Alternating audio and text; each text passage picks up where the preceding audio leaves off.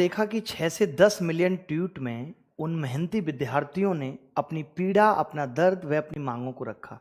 और मैं समझता हूँ इससे बेहतर जरिया एक देश में, एक प्रदेश में जनता के द्वारा अपने राजा तक अपनी बात पहुंचाने का कोई और नहीं हो सकता। 5 दिन से युवाओं की गुहार और उनकी मांगों को इस तरीके से अनदेखा किया जा रहा है जैसे कि देश में कुछ हुआ ही नहीं, जबकि आप हर राज्य के भर्ती प्रक्रिया का विश्लेषण देख सकते हैं। मैं आज आपके सामने प्रस्तुत करूंगा, लेके आया हूं। और ऐसा नहीं है कि देश के राजा के पास वक्त नहीं है। आज आप देख रहे हो कि कितनी महान महान हस्तियां, सेलिब्रिटियां, कंगना जैसी हमें मंकी बोल रही हैं, कह रही हैं कि ये नेशन बिल्डिंग में मदद नहीं कर सकते। और हमारे प्रधानमंत्री नरेंद्र मोदी जी के पास उस कंगना से मिलने का वक्त है। 4 दिन पहले का आपने उसका ट्वीट देखा होगा, जो लोग इस तरीके से सोच रहे हैं। मतलब हमने ये गुहार लगाई थी कि सरकार को लोग हमारी मदद करें और कहें कि भाई ये हाल चल रहा है देश में, तो लोगों ने इल्जाम लगाने शुरू कर दिए कि ये तो नौजवान वो है ही नहीं जो रोजगार मांग रहा है। इन सबको देखते हुए हमारी ये लड़ाई खत्म नहीं होगी। कैसे आप हिम्मत हार सकते हो? क्या हम एक अटेम्प्ट में सेलेक्ट ना होने के बाद दोबारा सेलेक्ट नहीं होते? होते हैं लोग, 4-4 अटेम्प्ट में भी सेलेक्ट होते हैं, बराबर मेहनत करते हैं। तो अपनी हार मत मानिए, इसे ये मत सोचिए कि ये हमारी हार है। किसी भी तरीके से ये हमारी हार नहीं है। अरे ठीक है, ट्विटर कैंपेन को गलत ले लिया, नहीं देखा, वक्त नहीं मिला होगा, बहुत सारे जरूरी काम है प्रधानमंत्री जी के पास। उनको जाके स्टेडियम के उद्घाटन भी करने हैं और भी काम करने हैं, उनको अभी बंगाल में सभा भी करनी है, चुनाव की प्लानिंग भी करनी है। परेशान क्यों होते हैं? अब हमने तरीका निकाला है कि कल और परसों हम क्या करेंगे। कल और परसों हम पीएमओ के जो एक लिंक आपको डिस्क्रिप्शन में दिया हुआ है, उस पे अपनी ग्रीवेंसेस भेजेंगे, अपनी समस्या, अपनी परेशानी भेजेंगे।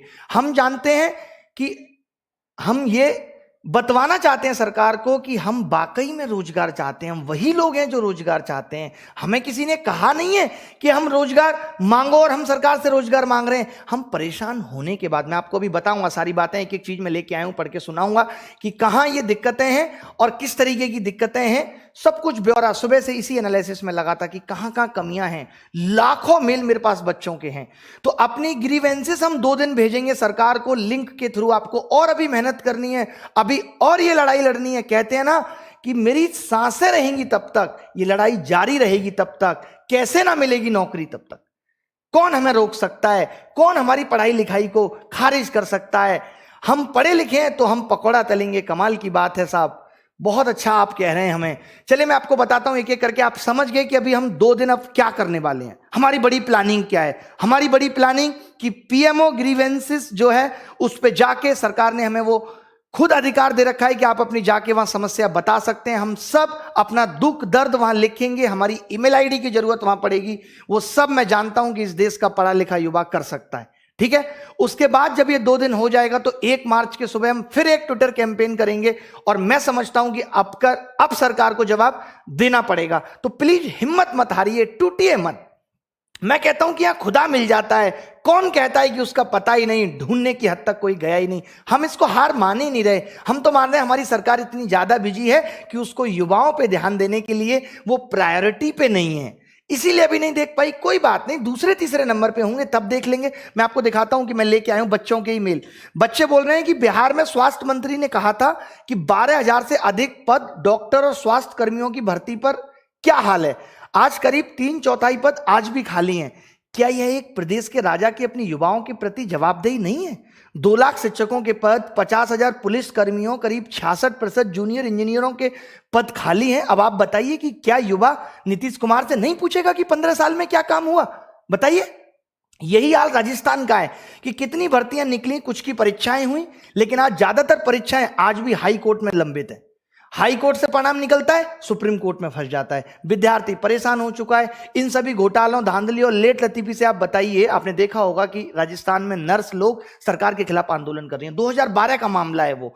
अगर कोई लड़की नौकरी की तैयारी 20 साल की उम्र पर करती है और 2 साल के बाद परीक्षा पास करती है, आज भी भर्ती प्रक्रियाओं की कृपा से 6 साल तक केवल ज्वाइनिंग नहीं दी जा रही उनको। 2 साल में उन्होंने परीक्षा पास कर ली थी, उसके बावजूद भी ज्वाइनिंग नहीं दी जा रही। इस बीच उसकी शादी भी हो जाती है, 2 बार सरकार बदल जाती है, बच्चे भी हो जाते हैं, लेकिन वो बेचारी आज भी बेरोजगार है।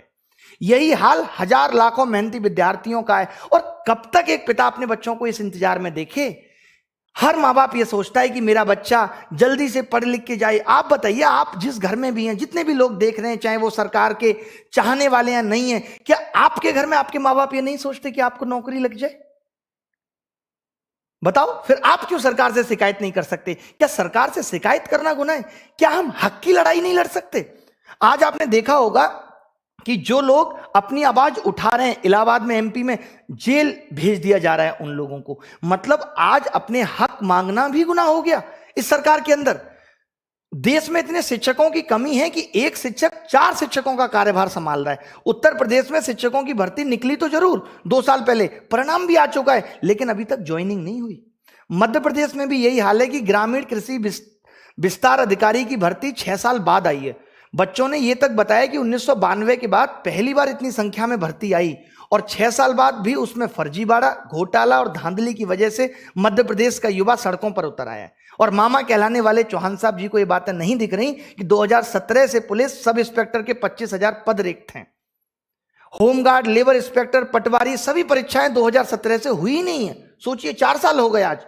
इन्होंने चुनाव 2 बार करा लिए। आप देखते होंगे कि जरा सा भी चुनाव में घोटाला हो जाए, कुछ हो जाए, सरकारें बदल जाती हैं, सरकारें चेंज हो जाती हैं, चुनाव तुरंत हो जाते हैं। आज आपने कभी सुना कि कहीं का एमपी का पद रिक्त है, कहीं एमएलए का पद रिक्त है?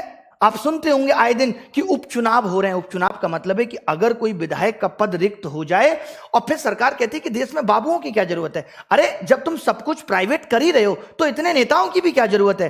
कम कर दो इनकी भी वैकेंसी। ये भी क्या काम कर रहे हैं? इनकी भी सैलरियां आधी कर दो। इनकी तो आप सैलरियां भी बढ़ाए जा रहे हो, पेंशन अलग से दिए जा रहे हो, इनके भत्ते अलग से बढ़ाए जा रहे हो, फोन से लेकर के इंटरनेट अलाउंसेस तक इन लोगों को मिल रहे हैं। और फिर मोदी जी कहते हैं कि हमें बिजनेस नहीं करना, हम लोगों से कराएंगे। तो फिर इतनी बड़ी सरकार रखने की जरूरत क्या है? वो लोग क्या काम कर रहे हैं? अगर आज एक एमपी, चाहे वो अपोजिशन का हो चाहे किसी भी पार्टी का, अगर हम लोगों की, युवाओं की आवाज संसद में नहीं उठा सकता, क्या मायने हैं उसके? मोदी जी एक सांसद राज्यसभा से विदा लेता है तो मोदी जी की आंखें गीली हो जाती हैं। इतने इमोशनल है मोदी जी। और यहां 5 मिलियन 6 मिलियन ट्वीट युवा करता रहा, अपना दर्द बयां करता रहा, और मोदी जी का दिल नहीं पिघला। यह भावनात्मक जुड़ाव है राजा के प्रजा के साथ। कमाल है साहब। सुप्रीम कोर्ट के चीफ जस्टिस बोबड़े जी ने भी कहा था कि प्रश्न पत्र लीक देश की शिक्षा प्रणाली को बर्बाद कर रहा है, खोखला कर रहा है।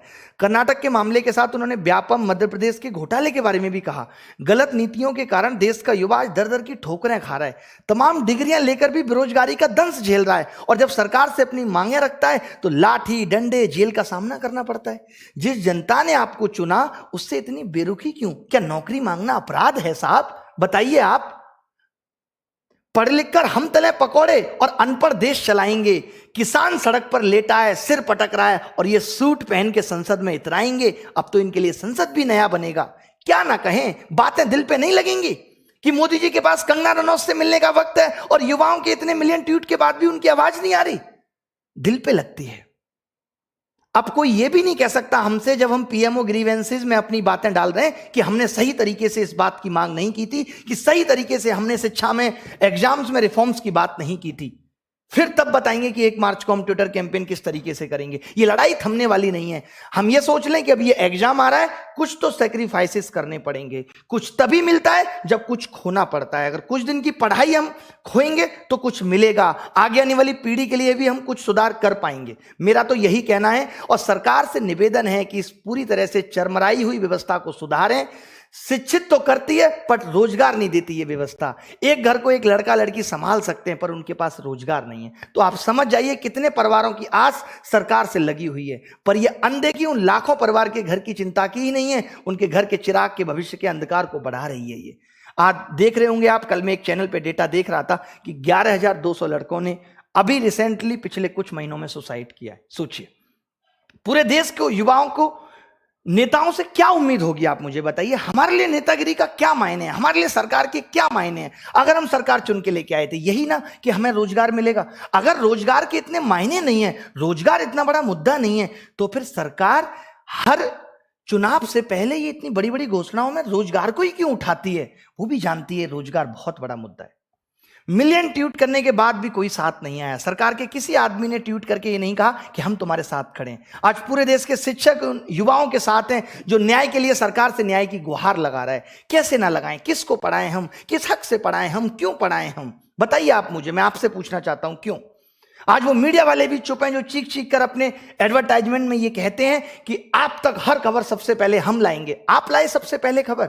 कितने मीडिया चैनल ने इसको बड़ी खबर बना दिया कि आज देश में युवा परेशान है, बेरोजगारी के लिए जो है स्ट्रगल कर रहा है, बेरोजगारी के खिलाफ लड़ाई कर रहा है।